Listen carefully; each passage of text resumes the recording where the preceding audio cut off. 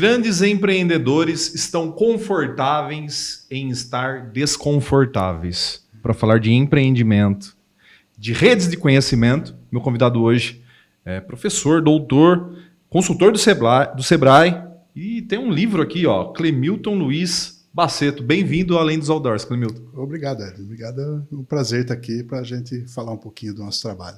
Há um tempo atrás, nós acabamos agora de ter a COP. Moralmente, então eu tenho ali um desligamento. Você já acompanhou pacientes? Isso é outro processo.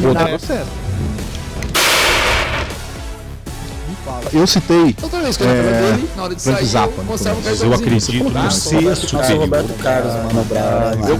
Eu ficavam nessa aí, vinha pra cá, ficava um tempo, ia pra lá. Vitória, como que é ser Miss, assim? Diretamente dos estúdios da Pureza Filmes, aqui no Dual Cowork, na parte nobre de Bauru, começamos mais um Além dos Outdoors. Esse que é o maior programa de entrevistas do Centro-Oeste Paulista. Sempre agradecendo a nossa rede de distribuição, as TVs e rádios que passam o nosso programa, a Buru Mais TV, a Alfa TV, a Top FM. Você pode assistir em todos os canais, você pode também assistir pelo YouTube, que é onde o pessoal pode assistir a qualquer hora, né? Na TV às vezes você perde, tá lá o programa completo no YouTube. E se você não gosta de ver a minha cara, você pode escutar pelo Spotify. Dito isso, siga nossas redes. Obrigado Pureza Filmes, Paulo, Mike estão aqui fazendo toda a técnica. E obrigado Dual Cowork. Você já pensou em trabalhar em um cowork? Cowork é muito bacana, cara. Porque além de você ter um lugar adequado para receber o pessoal, bonito, para fazer reunião, você está aqui fazendo o quê? Redes de conhecimento. Porque então, o pessoal de várias empresas aqui e você acaba conversando com um, com o outro, você está dentro do seu networking, né? Além de ter um café maravilhoso aqui que eu adoro. Dito isso, faltou algum recado, produtor? Não está prestando atenção, né? Faltou? Tá tudo bem? Então beleza, vamos embora. Clemilton, para começar, o seu nome é quase um trava-língua. Clemilton Luiz Baceto. Nome de guerra Baceto, né? Baceto. Isso. Eu sou Rosseto. Talvez as nossas famílias lá atrás eram uma só. Ou dá para fazer uma dupla sertaneja. Baceto e Rosseto. Clemilton, olha aqui, ó. Clemilton lançou em 2013 esse livro, né, Clemilton? Baceto, vou chamar de Baceto. Redes de conhecimento. Pegou aí, Maico? O que traz esse livro aqui? Espaço de competência e informação nas organizações contemporâneas. O que basicamente é isso? Muito bom, Ed. Pela experiência profissional que eu exerci ao longo da minha vida, né? Eu identifiquei que muitas vezes você precisa estar sempre atualizado, buscar conhecimento, mas cada vez mais, né, a gente tem menos tempo, a correria do dia a dia, a exigência de metas, de prazo, enfim, né? Não dá tempo de a gente se atualizar e cada vez um volume maior de informação. E aí o que a gente percebe é que mesmo com estruturas formais dentro da empresa de comando, de hierarquia, de funcionamento das empresas, existem aquelas redes informais, que é baseada na amizade, no café que você toma com um colega, na construção que você faz ao longo da sua carreira, da sua vida. Perfeito. E muitas vezes não é nem o quanto você sabe, mas quem você conhece que você pode conectar até para trazer esse resultado que você precisa. E o livro explorou bastante isso, né? Entendi. Redes de conhecimento, pode falar networking? Sim, sem dúvida. A mesma coisa. Você está próximo das pessoas que conhecem algo, né? Ou que conhecem. Está perto daqueles que podem ajudar você a resolver um problema. Não sei fazer, mas conheço quem sabe. Exatamente. Tem um valor muito grande hoje, principalmente nas empresas hoje, né? Com certeza. Baceto, me fala uma coisa. Você é doutor em Ciências da Informação, né? Isso. É isso. Doutor em Ciências da Informação.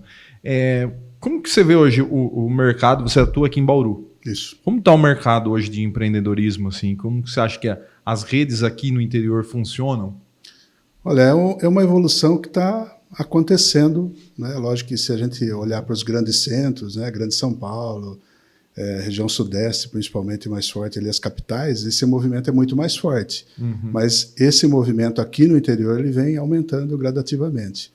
Não só entre as pessoas ali, mas entre as empresas também. Uhum. Então, principalmente com o advento da tecnologia, né? O que nós percebemos aqui na região, os setores que mais empregam hoje são os setores da saúde e da tecnologia de informação, as empresas de tecnologia. Uhum. E expandindo isso para a região é uma realidade que a gente encontra também. Então, cada vez mais isso vem se refletindo na nossa realidade. Entendi. Mas assim, hoje o pessoal que é empreendedor, assim, qual que a dificuldade principal é burocracia ou é falta de mercado? O que as empresas assim que procuram assessoria estão com dificuldade? Em geral é a formação de mão de obra. Formação de mão de obra. Formação de mão de obra. Então, a gente está percebendo uma carência, né, uma necessidade das empresas em ter pessoas capacitadas, principalmente no segmento de tecnologia. Existem vagas, mas não existem pessoas capacitadas. E aumentou muito, principalmente depois da pandemia, né, não sei se você lembra, há um tempo atrás, existia uma até desvalorização dos engenheiros, porque existiam muitos engenheiros formados e meio que depreciou o mercado. Sim. E aí veio uma onda depois exigindo profissionais, porque como existia muita oferta de vaga e o salário até que relativamente baixo, as pessoas perderam interesse. Certo. E aí houve a falta de engenheiros, depois veio o boom da engenharia também. E a mesma coisa com a tecnologia. Virou piada, né? Engenheiro Uber. Virou assim, a piada era o cara tava pegando. O que você está indo para a faculdade? Tô indo para a faculdade. O que você faz lá? Engenharia de produção. Ele, eu também fiz engenharia de produção lá. E é comum, né? Às vezes você vê a pessoa com bom currículo e muitas vezes ela não consegue colocação por conta da atualização também, das constantes mudanças. Eu fiz análise de sistemas. E as linguagens que eu fiz, não faz muito tempo isso daí, já, né? mas já estão totalmente obsoletas. E a cada novo dia surge uma nova linguagem, uma nova necessidade. E é muito dinâmico isso também, né? Nas profissões. A profissão que mais paga hoje, eu acho que é programador, né? O cara sabe programar um pouquinho e ganha 20 conto. Sim, e o advento da pandemia também trouxe a possibilidade, né, do home office. Então, você está aqui em Bauru, presta serviço para o mundo todo. Então, empresas de tecnologia aqui de Bauru, que empregavam pessoas aqui da região, pessoas sem sair de casa para serviço para a Europa, para a Austrália. É engraçado, Bauru E ganha em euro. Ou dólar. E Bauru tem uma vocação para isso, assim, eu não sabia, mas assim, de conhecendo as pessoas, que eu sou de Jaú, eu fui conhecendo um monte de gente que trabalha na área, que é de tecnologia, tem empresa de criação de aplicativo, de software, de ferramenta de WhatsApp. Acabei conhecendo um monte de gente e que estão trabalhando para fora do país. Não, e aqui em Bauru nós temos umas 4 ou 5 empresas de tecnologia que prestam serviço para o país inteiro, até fora do país. Então, nós temos uma referência. E um dos setores que mais emprega aqui em Bauru também. Então, se avaliarmos, né, o potencial de inovação da cidade se dá os cursos de tecnologia, as empresas de tecnologia e os empregos de tecnologia também. Mas a tecnologia não tira emprego? Também, de certo modo, sim, porque ela facilita de um lado. E se a gente olhar os últimos tempos agora, né, muitas empresas de tecnologia estão reduzindo drasticamente os seus cargos, né, suas vagas de trabalho. É verdade, nas últimas semanas demitiram pra caramba, né? Sim, uma onda. Mas eles falaram que é um ajuste, né? Não, as más línguas. Eu sou Tem o que os CEOs falam. Eu sou o cara que pega os rates aqui, que falando assim que eles querem regular os salários, que os salários estavam muito altos. Então eles querem criar uma alta demanda de funcionários para reduzir o... Sim, até pela falta de profissionais habilitados, ou inflacionou o mercado. Né? Agora, com esse monte de pessoal na rua aí, o pessoal vai aceitar um reemprego com um salário menor. Poxa, cada semana uma lista aí, né? De 5 mil, 6 mil, 20 mil. É um momento... Macedo, você tem um trabalho aqui, o Sebrae tem um trabalho com startups em Bauru. Né? Sim. Me explica como é esse trabalho, como acontece com as universidades, etc. Legal. Bom, o trabalho que a gente começou uns 5 anos aqui em Bauru foi um evento chamado Startup Day, que é um evento nacional do Sebrae. E aí o desafio, será que podemos realizar aqui em Bauru um evento desse? Será que tem demanda para isso? E o Sebrae, o público dele sempre foi o empresário formal de micro e pequena empresa. E o desafio para a gente, conhecer essa linguagem, né, que ela tem um estilo próprio ali de se comunicar também, e de receber os conteúdos, né, bem mais rápido também a evolução de uma startup do que de uma empresa convencional. E aí esse desafio, né, do Startup Day era para ser num sábado, e o Sebrae nunca fez nada de sábado, assim, nunca teve um evento. E ele fecha de sábado. Ele falou, teria que abrir ao sábado e para realizar um evento que a gente não saberia se tinha público ou não. E, para nossa surpresa, deu 130 pessoas. Lotou o espaço que o Sebrae tinha lá. Foi um dos eventos que a gente teve mais sucesso de público. E, a partir daí, a gente começou um trabalho de apoio às startups. Então, todo ano, a gente lançava um edital gratuito para que as pessoas tivessem ideias, soluções para resolver problemas da sociedade, colocassem ali à disposição o seu projeto para entender se aquilo tinha ou não possibilidade de transformar num negócio. E o Sebrae apoiava gratuitamente, com capacitações, com mentorias, enfim. Né? E a gente vem, ao longo desse tempo, aí, com esse programa. E expandindo agora para as universidades também. Uma coisa que eu adoro o trabalho do Sebrae, tá? Mas eu vou fazer a crítica, né? O Sebrae não é um banco. Não. Ele não tem dinheiro. Aí eu tenho a ideia, putz, eu vou montar uma editora de conteúdo, não sei o que lá, inovadora. Beleza, eu preciso de um capital tanto. O Sebrae não vai me ajudar nisso. Não. Mas ele ajuda você a como escrever o seu projeto, como você planejar, porque, bom, vamos só voltar um pouquinho, né? Vamos lá. O que mais implica na mortalidade das empresas hoje? Por que elas quebram? Os 3 principais motivos são falta de planejamento prévio, falta de comportamento empreendedor e o conhecimento do próprio negócio. Esses 3 é culpa de quem? Culpa do empresário. Sim. Culpa do empresário, sim, porque não houve a preparação, a pesquisa, o conhecimento. Muitas vezes ele tem o conhecimento técnico, mas como administrar um negócio? Eu trabalhei muito tempo com oficina mecânica, por exemplo. E aí eu quero abrir minha oficina. É diferente. Você tem o conhecimento lá de como trabalhar no carro. Mas e como lidar com o cliente, como fazer propaganda, como definir o preço de venda, como trabalhar o funcionário ali para ter a motivação, para que ele cumpra as obrigações ali dele. Então, esse trabalho que o Sebrae faz, preparar o empresário para que ele tenha um bom planejamento, que ele se prepare para o mercado, que ele tenha uma excelente gestão, principalmente hoje, né, que a gente tem uma variação muito grande de preços, né? Ele tem que estar com o seu custo na ponta da língua. Quanto que custa para mim e quanto que eu posso oferecer esse produto para o mercado? E se ele estiver trabalhando o custo dele errado, ele pode estar desperdiçando matéria-prima, ele pode estar errando ali no seu cálculo, vendendo mais caro, mais barato. De uma forma ou de outra, ele vai estar perdendo, ou para o concorrente, ou perdendo porque a empresa não paga os seus custos. Então, quando você fala dinheiro, né, o Sebrae, quando ele começou suas atividades, o garoto propaganda era Lima Duarte. E ele falava basicamente de crédito. E o Sebrae, de fato, como você falou, ele não dá o dinheiro. Quem dá o dinheiro é o banco. Quem quer as garantias são os bancos, quem precisa. E aí parte do empresário mostrar que ele tem uma boa ideia, que é sólida, que ele conheceu a área de atividade, que ele fez um bom planejamento, que ele sabe o caminho mais ou menos que ele vai percorrer, né? E isso dá mais segurança para o banco para ele poder emprestar o dinheiro. Então o Sebrae ajuda nesse planejamento aí, nessas tendências de negócio. Você falou da parte da culpa do empresário, né? Eu trabalhei numa agência em Jaú que atendia muito calçadista, né? O pessoal que tem... Jaú chegou a ter, sei lá, 500 fábricas de calçado lá. E como se abria uma fábrica de calçado em Jaú? Era assim, o cara tinha 10 anos de fábrica de calçado, de funcionário, era demitido.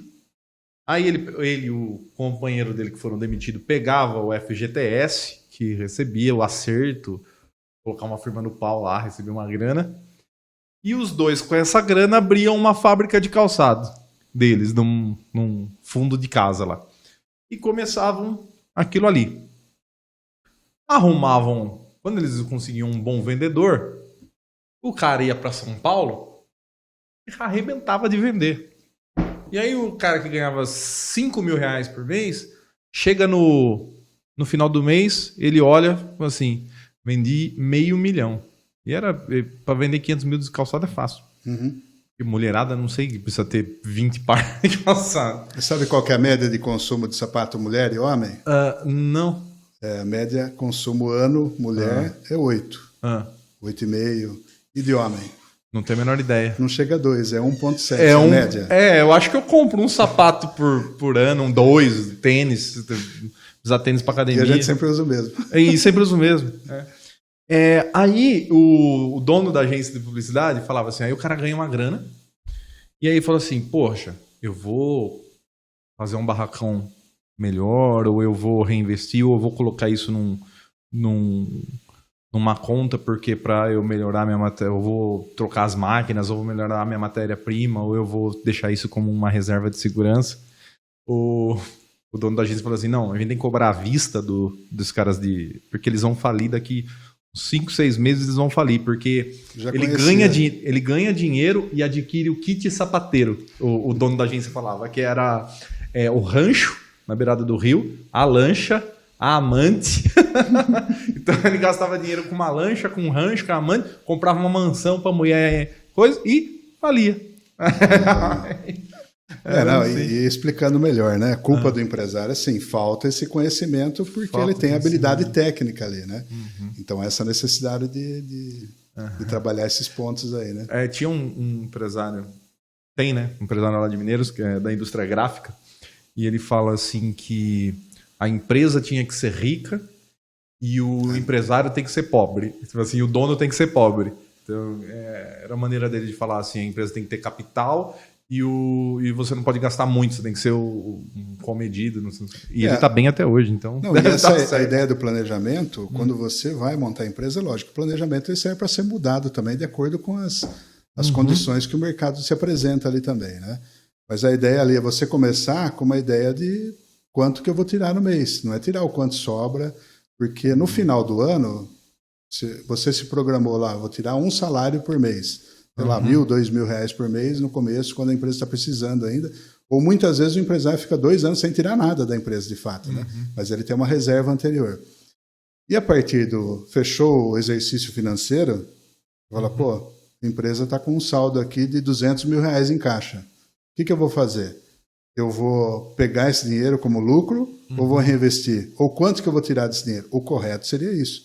Mas a gente sabe que no dia a dia, nas emergências, aí, muias empresas confundem, né? O caixa pessoa física com caixa pessoa jurídica. É um só. Entrou. Até o empresário, interessante essa...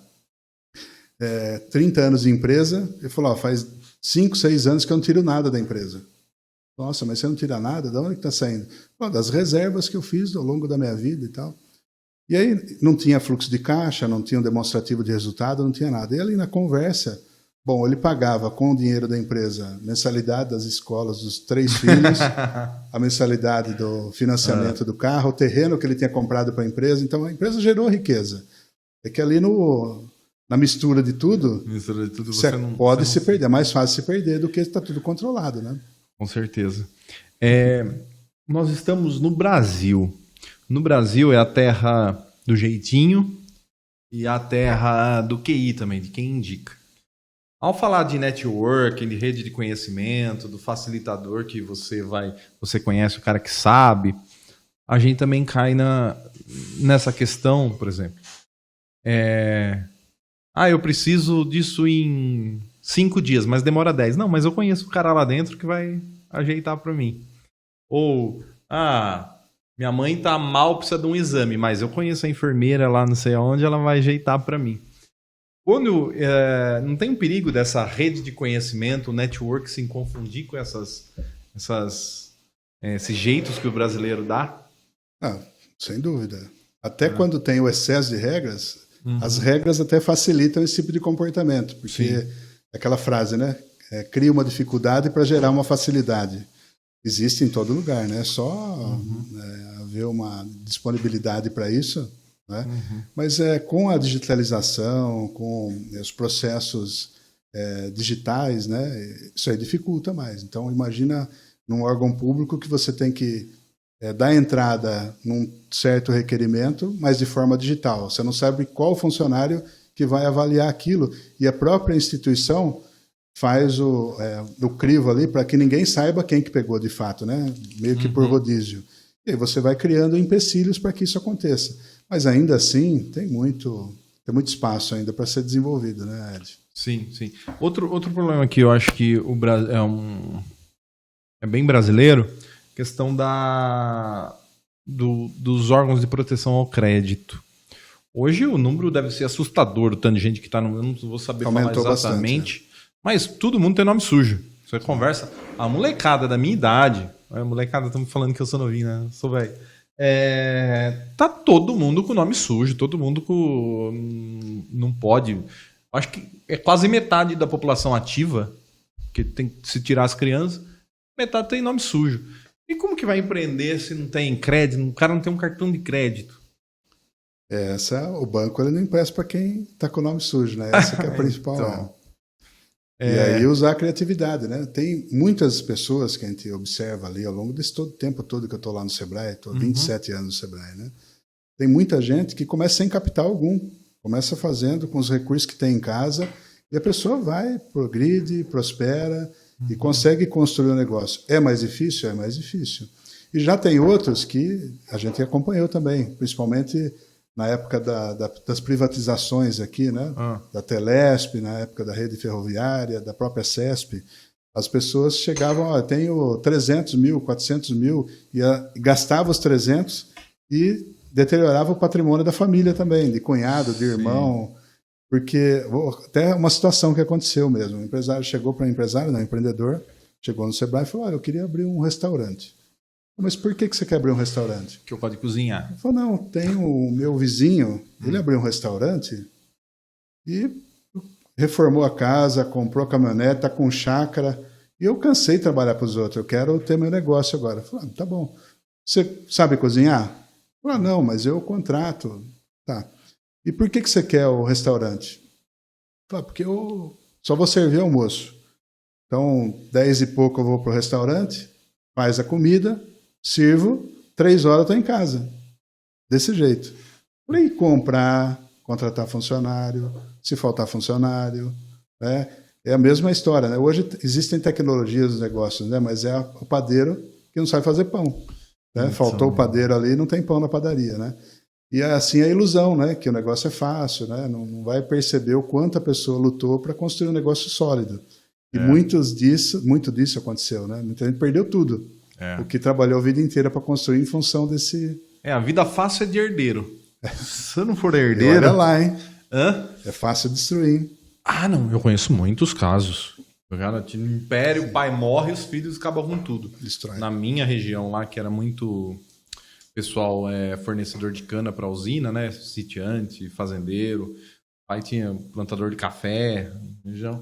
Muita gente tá acabando em nada. Sobrenomes de sangue azul, Sim. que eram, nossa, barões. Então, os netos já estão tendo que trabalhar. Mas acontece... Na minha cidade mesmo, ali eu trabalhei com um grupo lá, eles tinham mais de 1 milhão de pés de café. Eram 5 fazendas. Qual a sua cidade? São Manuel. São Manuel. E mudou muito, né, o mercado, né? Era café, virou cana-de-açúcar. Então, você tem que estar atento ao mercado. Se não tiver uma gestão, né, próxima ali... de quem está se profissionalizando, né? Não é só receber hoje. Antigamente você tinha que só ter o tino comercial, né? Agora você tem que agregar outras habilidades aí também de negociação, né?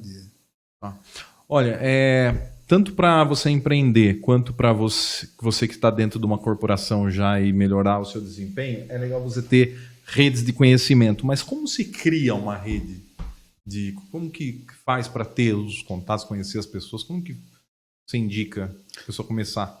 Na convivência, na troca de experiência, principalmente. Mas agora, né? Você está falando que tudo tem que ser digital, aí eu não vou conhecer ninguém. Vou ter que entrar no não, Tinder. Mas, olha, tem uma experiência interessante, né? Que é uma teoria que chama 6 graus de separação. É no momento analógico, vamos dizer assim ainda. Né? E a experiência foi o seguinte, 50 pacotes distribuídos a 50 pessoas que tinham que entregar a 50 outras pessoas em qualquer lugar do mundo e ela teria que usar outras pessoas, sem usar o recurso digital, sem pesquisar no Google, nada, né? E o máximo de pessoas que ela precisou para chegar na outra pessoa foram 6 outras pessoas. 6. Então, o grau de separação entre uma pessoa daqui e um desconhecido de qualquer parte do mundo, na teoria, era no máximo 6 pessoas. Então, eu estou a 6 pessoas do Príncipe Charles. Não, menos. Hoje, com o Facebook, Instagram... 3,5 a 4 pessoas. Ah, é? Então você está a 3 Eu conheço alguém que conhece o Charles. Sim. Tem até uma experiência que foi feita, é o Oráculo de Bacon, ou Oracle of Bacon, né? Que é o ator Kevin Bacon, que aí você colocava... Eu vi isso, é verdade. O ator e qual que era o grau de distância entre o Kevin Bacon e esse ator. Então se você colocar, por exemplo, até o Tarcísio Meira e Elvis Presley. Os dois estão mortos, né? Sim. Mas qual que é o grau de separação que tem? Quem que conhece alguém que chega no Elvis lá? Então você tinha lá no Tarcísio, por exemplo, eram 4 pessoas. 4 pessoas. Porque ele trabalhou com um ator, que trabalhou com um ator americano, né? trabalhou Carmen Miranda, por exemplo, É. né? E outros brasileiros, Rodrigo Santoro. Então você sempre tem alguém, né? Você fala Obama, alguém daqui com certeza conhece o Fernando Henrique, né? Fernando Henrique conhece o Clinton chega no Obama, pronto. Vai falar com ele, vai jantar com o Obama? Não vai, mas é a distância que você tem para chegar um recadinho. Você não sabe se a pessoa vai levar o recado, mas você consegue. É claro que depois que a gente estreou o programa aqui, minha rede de comunicação, eu reclamava muito que eu moro em Bauru e não conhecia muitas pessoas em Bauru, e aqui há um círculozinho social bem fechado das elites aqui que não abrem para ninguém. E eu reclamava, falava isso todo o programa. Eu falei assim, tem um círculozinho aqui que não deixam eu participar. Agora deixam, porque você vai entrevistando, já entrevistando 78 Você vai criando as conexões, né? 78 entrevistados. A gente só entrevista pessoas que são influentes em suas áreas. Então, abriu as portas, né? Chega um momento que abre as portas. Mas antes do programa, a maneira de eu conseguir minha rede de contatos, de conhecimento, era bar. Muitas vezes no bar você está conversando com... Eu estava conversando uma vez com o cara reclamando de um processo de compra de linhas de celulares. Ele falou assim, por que você não monta uma empresa que você resolve esse problema? Eu falei assim, seria, mas como que o cara vai me contratar, né? Não conheço ninguém. Ele falou assim, o superintendente da Claro em Miami, não sei das quantas, também estudou comigo, tá o telefone dele. E aí eu entrei em contato com o cara que era fudido lá de Miami, comandava a Claro. Eu falei assim, cacete, né? Como que é? Eu tava no bar tomando uma e joguei a conversa fora. Mas muito engraçado. E na empresa, né? onde que acontece isso? Na empresa. É no cafezinho. Um cafezinho. A hora que você sai para fumar um cigarro lá, não é isso? E numa reunião virtual? É naquele bar, 5 minutos, né? Que a gente, até no virtual, a gente atrasa 5, 10 minutos para o pessoal se conectar, né? Aquele bate-papo informal, no início ou no final da reunião, que você acaba trocando ali e criando essas conexões. Fala, nossa, olha, ele falou um negócio que vai me ajudar em algum momento. Como você já participou de uma reunião com aquela pessoa, fala, olha, eu estava naquela reunião lá, você me falou um negócio interessante, você pode me ajudar com tal situação? Então, tudo isso ajuda, né? E assim, é sem barreiras, porque até para uma empresa, para você, antigamente a gente tinha que esperar o memorando, que era documento oficial, a comunicação interna, né? E hoje simplesmente você vai lá e fala com a pessoa, mas é menos burocrático, vamos dizer assim, né? Se a gente trouxer assim para a realidade comercial nossa, quem quebrou muito disso foi o Magazine Luiza também, né? Antigamente a gente ia fazer uma compra no centro da cidade, não tinha shopping ainda, vou rodar, né? Vou lá nas lojas ali do centro comprar uma TV, por exemplo. Vou perguntando de loja em loja qual o preço daquele mesmo modelo, né? E para conseguir um desconto, o gerente ali tem que ligar para o regional e tem que pedir, E eles começaram a parar de dar o preço no cartão ou identificando a loja. Não sei se você pegou essa época aí, né? E o Magazine Luiza veio o quê? Desburocratiza isso, né? Dá autonomia para o gerente com responsabilidade, então ele sabe até que valor que ele pode chegar e ele tem autonomia ali para fazer isso, dar o desconto na própria unidade. Então trouxe agilidade, a pessoa que quer comprar, muitas vezes ela está na emoção. Imagina a época de Copa do Mundo, você fica percorrendo aí várias lojas. Hoje tem internet para isso, né? Mas a facilidade que isso trouxe também é infinita, né? É engraçado que eu estava falando sobre isso essa semana. Estava na casa dos meus pais, lá em Mineiros do Tietê, e o fogão que minha mãe usa, fui eu que fui atrás para comprar. E aí eu lembro que eu fui na Magazine Luiza, na Jacem, na J. Mafuso, lá. Né? Fiquei no centro de Jaú lá, passando em todas as coisas, fazendo leilão de preço. Falar, tem diferença. Lá na Bahia fizeram tanto. Aí o cara da Magazine Luiza, não, mas eu faço tanto. A loja assim, não, eu faço tanto. E aí eu fui lá e comprei no local mais barato, que era o mesmo fogão. Agora, você dá um Google, você já pega onde que tá mais barato, tá na Bahia. Ou já, e qual startup que veio resolver esse problema no começo? Buscapé. Buscapé. Nossa, eu usei muito Buscapé. E a própria disruptura que ele provocou no mercado, quando ele levou o preço das coisas para a internet. Porque antigamente tinha o quê? Era meio que o manual do usuário, a propaganda só, não tinha preço. Porque não existia um comércio eletrônico ainda, né? Submarino que quebrou também isso. Se a gente pegar lá atrás, O principal grande varejo, quem sempre foi naquelas épocas áureas ali? O Casas Bahia. Casas Bahia. Depois que foram entrando outras aí, Uhum. outras alterações aí também, né? Mas quando o Submarino surgiu aqui no Brasil, lá fora a Amazon, mas aqui no Brasil o Submarino não tinha uma loja física. Então o brasileiro foi muito receptivo a essa tecnologia, ele comprava foto. Mudou o mercado, né? A Magazine tentou fazer umas lojas em cidades menores que era 100% virtual. Sim, Magazine Luiza, né? Você sentava você ia na loja, Magazine Luiza escrito lá. Aí você entrava, não tinha nada lá dentro, só tinha um computador, você ficava olhando e comprava pela foto. Mas na internet tá acontecendo uma coisa que eu... Não é que eu não gosto, meio preocupado, mas eu acho que não era o intuito das vendas online. Quando eu acho que surgiu, tô vendendo online, eu falei assim, a grande intuito é o seguinte, eu vou comprar direto do produtor, porque agora eu tenho um meio de contato com ele, que é a internet, né? Uhum. Então, ao invés de eu comprar o sapato da Netshoes, eu vou comprar da fábrica de Jaú que está entregando lá e pagar mais barato. Uhum. Tudo bem. Aí eles não detêm essa tecnologia, as fábricas não conseguem ter um e-commerce bom. Sim. Eles passam no marketplace do Mercado Livre. Ou do Magazine Luiza. Ou também. Do Magazine Luiza, ou da Americanas. Uhum. Americanas não, pelo amor de Deus. Aí passam para lá e você compra de lá. Tudo bem, ok. Um intermediário. Aí agora está acontecendo dropshipping. Já ouviu falar disso daí, Maico? Dropshipping. O cara revende um produto então tá tendo uns 3, 4 intermediários no programa de filiados, né? Que eles falam, né? Programa de filiados. Mas você quer ver Posso dar um exemplo interessante? Tem um programa do Sebrae que chama Juro Zero. Esse recurso não é do Sebrae também, mas era da Desenvolve São Paulo. Então, até R$20 mil, a pessoa que era um microempreendedor individual poderia pleitear esse recurso para comprar matéria-prima, para comprar uma máquina. É para aquele empreendedor que trabalha em casa, muitas vezes, né? E aí eu fui avaliar um plano de negócio, a pessoa era uma loja. Não estava falando que era virtual, nada. E aí, o procedimento para esse financiamento era ir até a casa da pessoa. Eu fui até a casa, fui com o computador, o plano de negócio que ele tinha enviado já, para fazer a avaliação ali, e a conversa, o bate-papo ali também, para você sentir ali como que é o negócio dele.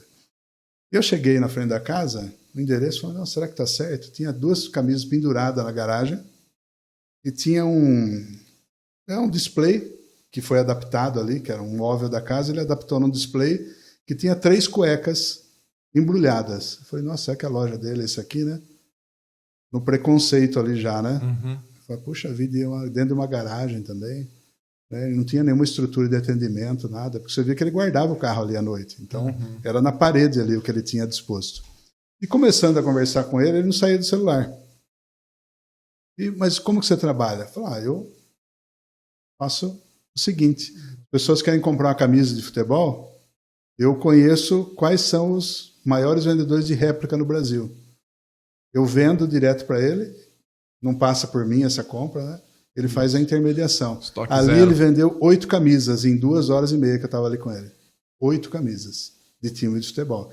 Para qualquer time, qualquer uma. Tem uma que eu não achei ainda, estou procurando o fornecedor, mas eu vendo, a pessoa nem sabe que é a empresa direto que está mandando para ele. É isso. Né? É isso. E a renda dele vinha onde? Do online, não era da garagem que ele estava ali, né? Mas o pessoal tá glamorizando isso. Não sei se você acompanha. Sim, não, sem dúvida. Tá glamorizando. Tem desvirtuamento de tudo, né? Faz vídeo lá em Dubai ou Sim. Olha, eu estou aqui uma imagem, né? Minha loja está vendendo não sei quanto e eu não precisei de nada, estoque zero, nunca comprei nada. O meu fornecedor, compre meu curso e fique bilionário igual eu. Assista vídeos na Netflix aqui e ganha dinheiro, né? Estão glamorizando muito isso. É o risco de bolha também, né? Muitos golpes, né? Muitos golpes. Com moeda virtual também. Pessoas famosas aí que caíram nesses golpes aí. Ajudaram a construir também, né? Sim, agora todas as corretoras de criptomoeda estão falindo. Sim. O que acontece? Um cuidado. O mundo corporativo é muito glamorizado, eu acho também. Me fala uma coisa, você é professor, né, na FIB, né? Sim. você é consultor pelo Sebrae, mas você faz consultoria particular também, né? Não, particular não. Não, só pelo Sebrae? Não tem tempo. Não tem tempo. É porque eu sou pesquisador institucional também, então eu faço avaliações pelo MEC. Entendi. De avaliar as instituições de ensino, não daqui da região, eles jogam a gente para qualquer outra região do país. A gente entrevistou uma professora que é avaliadora do MEC também, a Yara, lá de... Ela é de São Manuel? É de São Manuel? Você conhece ela? Não conheço. Não? Ela passou no concurso lá e é avaliadora do MEC. Legal. Vocês que dão na avaliação 1, 2, 3, 4, 5 para as... Não, tem o ENAD, né?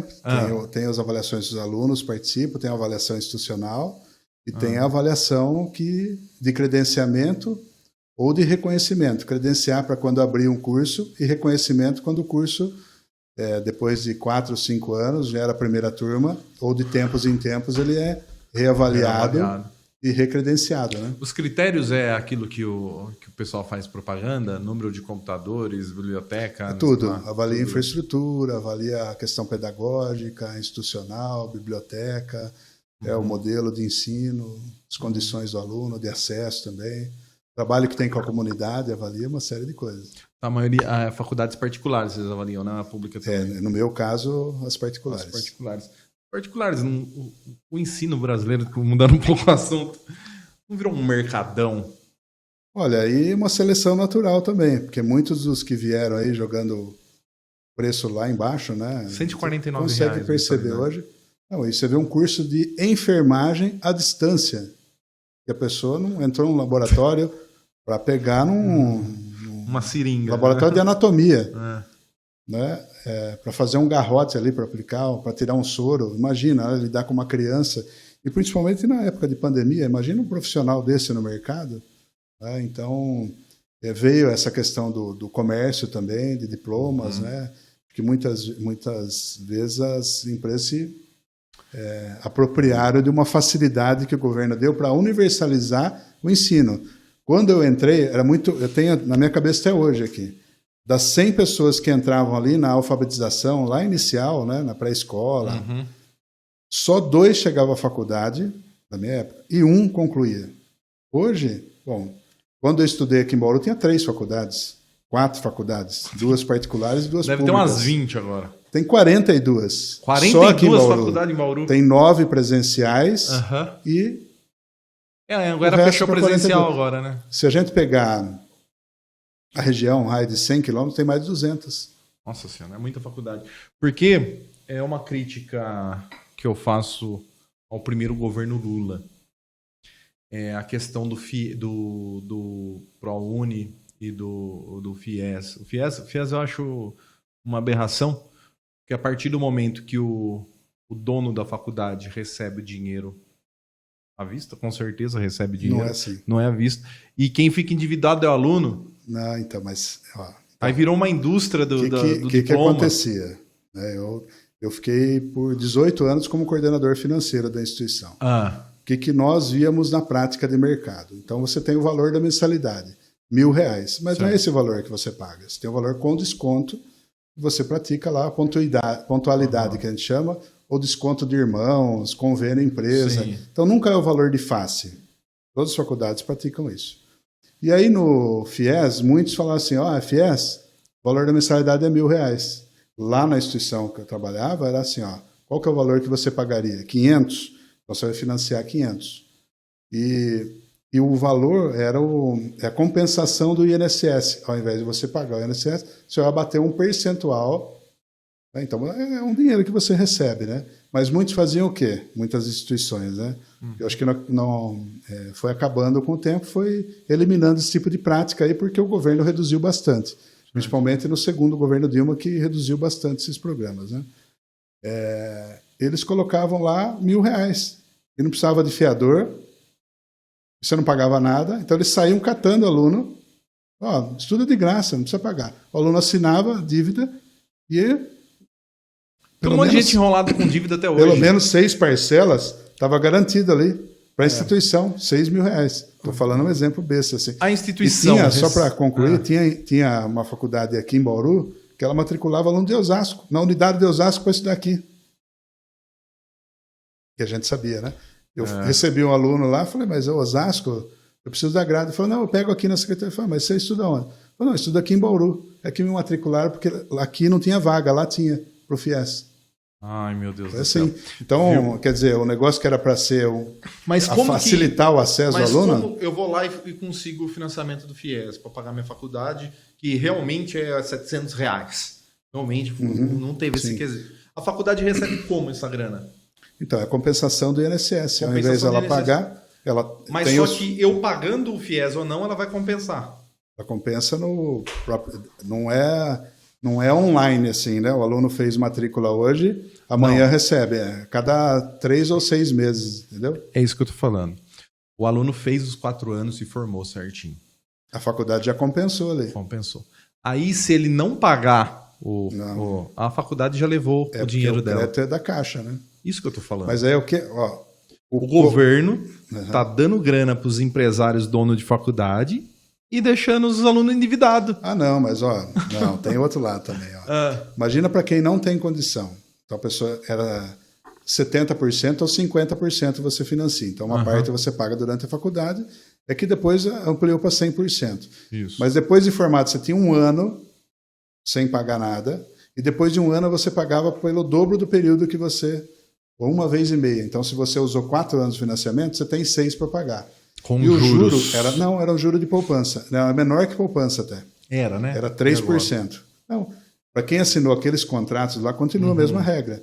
Então, a pessoa ia pagar menos, porque o valor das mensalidades ia acompanhar a inflação. Sim. Mas o valor que ele pagaria depois seria menor do que durante o curso. Então, é uma coisa boa para o aluno também. Para a empresa é boa, porque é inadimplência. Bom, só um número para você. Na pandemia, instituições perderam 40%, 50% dos alunos. E alunos que já tinham inadimplência. Então não recebia 100%. É isso. Ele não perdeu 50% só, ele perdeu muito mais do que 50%. O ponto que eu ia chegar era esse. A universidade se livra da questão da inadimplência. Assim, ela vai receber com certeza. É a mesma coisa. Eu acho que foi criada uma indústria do ensino superior no Brasil, proliferou. Foi criada uma indústria de pequenas e todo mundo, na época do Minha Casa Minha Vida, virou construtor. O que tinha de construtora que vendia na planta para você, vou receber da Caixa. Inflacionou o preço do apartamento. O apartamento custava 40, 50 mil, foi para 100, 120. Virou essas indústrias assim que Mas tem instituição séria, viu, Ed? Então, assim, não tem só o outro lado ali. Mas é uma coisa boa que sempre tem, né? A parte podre ali, né? Graças a Deus não são muitas pessoas, né? Mas é uma coisa que a gente tem que levar em consideração também. Tem empresas sérias, muito sérias aqui em Bauru, inclusive, né? Mas tem os tomates podres. Eu tive a oportunidade de conhecer, eu vou lembrar, o nome dele vai fugir da minha cabeça, mas ele é um dos sócios da Unip. Ele é um dos donos da Unip. É um não é árabe, é libanês, eu acho. Said? Ele é coordenador, ajudou a formar muitos cursos também, né? Ele dava aula de direito lá em São Paulo. Ah, não, então não é o Said, né? O Said é bem conhecido aqui na região também. Não, ele é de lá e ele tem uma fazenda gigantesca em Dourado de café. E ele é dono mesmo da Unip, porque ele é sócio. E aí eu fui com ele, ele foi numa audiência no Tribunal de Justiça em São Paulo, lá ajudar a gente lá num pleito que a gente queria abrir um fórum na cidade que não tinha fórum. E ele falou, se prontificou aí com nós na reunião, porque ele era fazendeiro lá na cidade. Por que esse cara, né? Nós vamos levar um fazendeiro lá?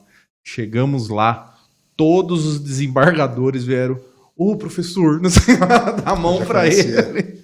Todo mundo era funcionário dele, dava aulas de direito na Unip, ou tinha sido aluno dele. Conhecia, a maioria era funcionário dele. Eu falei assim, agora explicou porque esse cara tá aqui. Os desembargadores é tudo funcionário dele na faculdade. Assinaram na hora lá. Já, mas tem uma questão de tradição, por exemplo. Temos a IT aqui. A IT. Ela formou muitos profissionais, ministros, né, STJ, juízes, enfim, né? Então ela tem essa referência também, né? Quando você fala IT, por exemplo, você tem já um respaldo Então muito tem bom. a situação O também. Tem o pessoal lado que não- bom também, né? O pessoal que não Você conseguiu deu passar um na exemplo USP. negativo, né? E aí? Eu sou do mal. O pessoal que não passou na USP aí se contenta fazendo IT. Não, brincadeira. Baceto, sabe que uma coisa que as pessoas não têm muito noção? O Sebrae, o pessoal vê um monte de coisa com S. Senai, Senac, aí Sesc. Aí fala assim, Sebrae é para indústria, né?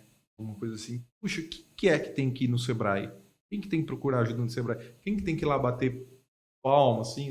É para quem? Então, é o sistema S, né? Então, tem o SESI e Senai, que é indústria. Tem o Sesc, Senac, comércio. E o Sebrae atende indústria, comércio, serviço e agronegócio. Então, micro e pequenas empresas, o microempreendedor individual, produtores rurais, é a pessoa que tem a dúvida ali para abrir o seu negócio ou para administrar o seu negócio. Então, ele recebe ali consultorias, a maioria gratuitas, cursos, palestras. Então, a gente ajuda ali o empresário a desenvolver e melhorar o seu negócio também. Então, qualquer um que tem um CNPJ e está lutando com a vida pode ir lá no Sebrae e falar assim, eu estou fazendo isso daqui, que estou fazendo certo, estou fazendo errado. Então, nós temos vários profissionais lá na área de marketing, de finanças, jurídico, comércio exterior. Então, a dúvida ali que ele tem para administrar o seu negócio, o Sebrae vai ajudar ele. E a pessoa que tem vontade de abrir um negócio, né? Até dei o exemplo das faculdades, do trabalho que a gente vai fazer aqui em Bauru, né? Muitas vezes não, é assim, né? Ele tem a formação técnica ali na instituição de ensino. E aí muitas vezes prepara ele para ser um ótimo profissional, lógico, né? Muitas vezes até para ser um ótimo empregado, mas falta ali aquela experiência de mercado também. Não estou dizendo que as instituições não têm isso, mas esse trabalho que nós vamos começar agora aqui em Bauru de forma gratuita é possibilitar aos alunos que têm aquela ideia, será que isso pode ser ou não um negócio? Ele submeter essa proposta de forma gratuita e durante 3 meses o Sebrae vai capacitar ele de forma online com mentores de mercado para ver se aquilo que ele pensa tem a possibilidade de ser um negócio ou não. Mas para trazer principalmente esse comportamento empreendedor para o aluno. Não é a ideia de que ele seja um empresário simplesmente, mas que ele pegue aquele conhecimento, ele seja um dono da sua própria vida, que ele seja um protagonista, ele que conduz a vida dele, não seja conduzido, vamos dizer assim, né? Não é só ser bom profissional para trabalhar numa empresa, mas se ele quiser abrir um negócio também, ele tem esse amparo do Sebrae para poder desenvolver essa ideia também. Então é um trabalho que nós vamos começar agora na região. Sabe o que eu escutei de dono de industrial? Que o problema do país é que o país estava formando muito pessoal em faculdade, em nível superior, e pouco técnico. Que o que eles precisavam eram pessoas que tinham curso tecnológico de 3 anos, preparação rápida para o mercado.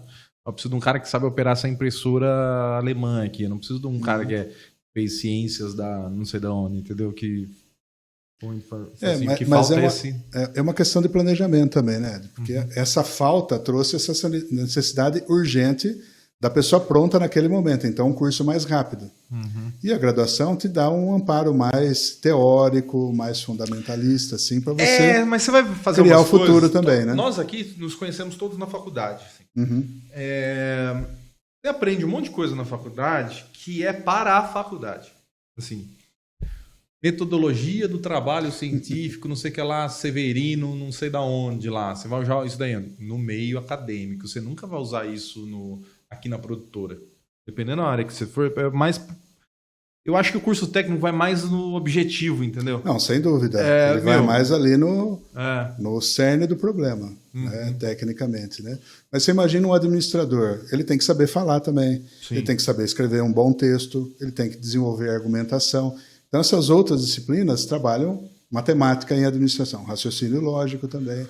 Então, tem essas que agregam, de fato. Né? Mas a universidade, eu acho que poucas universidades brasileiras estão conseguindo entregar para os profissionais. Eu concordo com você. Porque existe uma distância, viu, Anny? Talvez ela vai estar assistindo esse programa, mas a gente, no primeiro dia de aula, eu já era formado quando eu fui estudar com eles.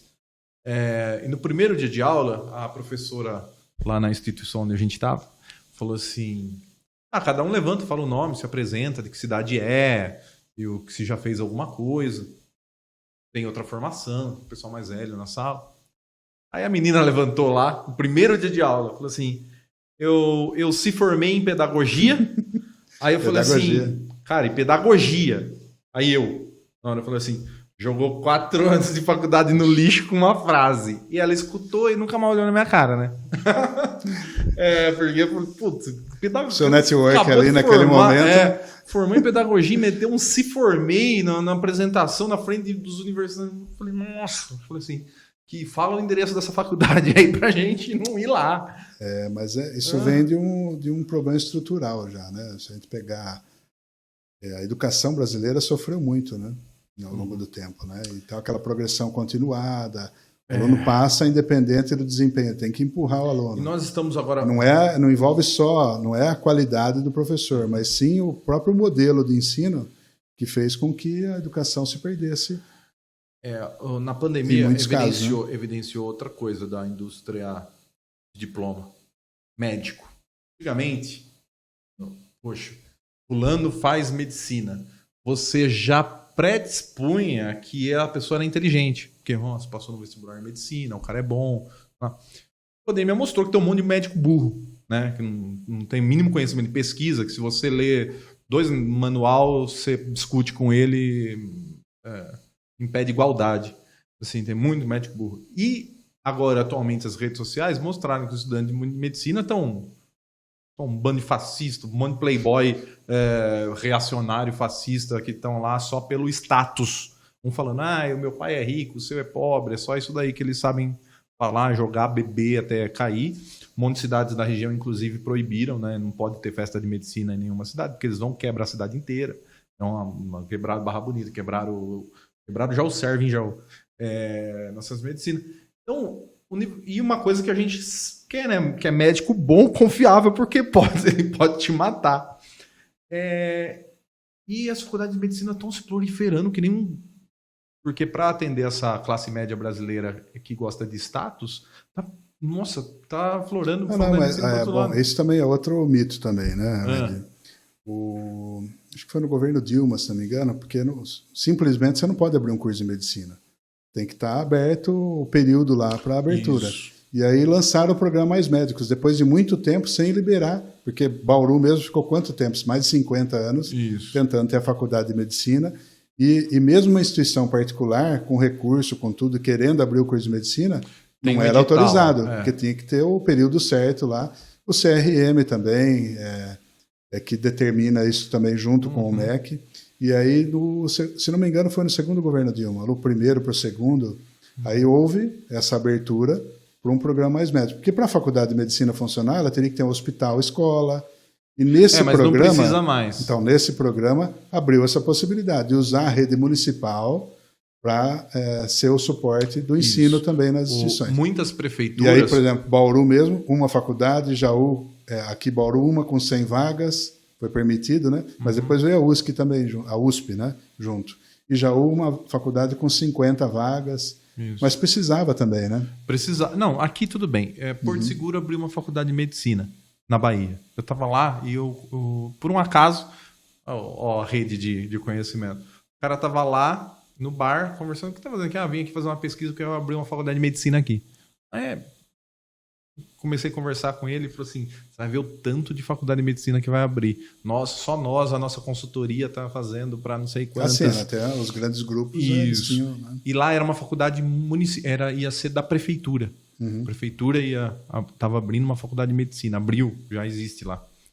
E no começo eu achei ótimo, porque como crítico que sou, eu falei assim, é bom que vai aumentar o número de médicos. Sim. Isso vai quebrar um pouco a crista, né? Porque médico acha que é Deus, né? Ele vai num lugar, médico acha que é Deus e advogado tem certeza. Falei assim, vai quebrar um pouco essa banca de só playboy, médico e não vão. Eu trabalhei no setor público, eu sei a dificuldade que ele dá com o médico. O cara não bate cartão, não cumpre horário, não quer saber, falta sem justificativo, não tá nem aí, porque ele é mandado embora aqui, ele arruma um emprego ali, né? Então é muito difícil trabalhar com médico.